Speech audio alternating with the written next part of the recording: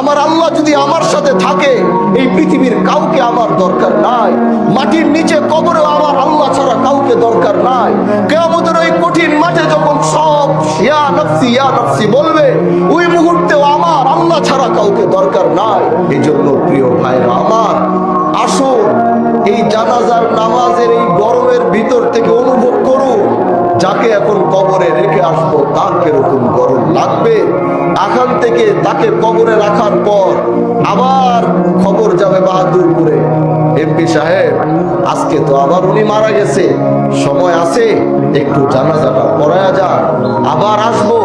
এমন হতে পারে জানাজা আপনারাও আমার জানাজা পড়তে বাহাদুরপুরের মাঠে যেতে পারেন।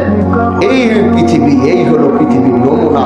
আসুন এই পৃথিবীটাকে একটু বুঝি, আল্লাহর দেয়া আমানত গুলাকে একটু রক্ষা করি, আল্লাহর সাথে আমার সম্পর্কের গভীরতা আরেকটু মজবুত করি।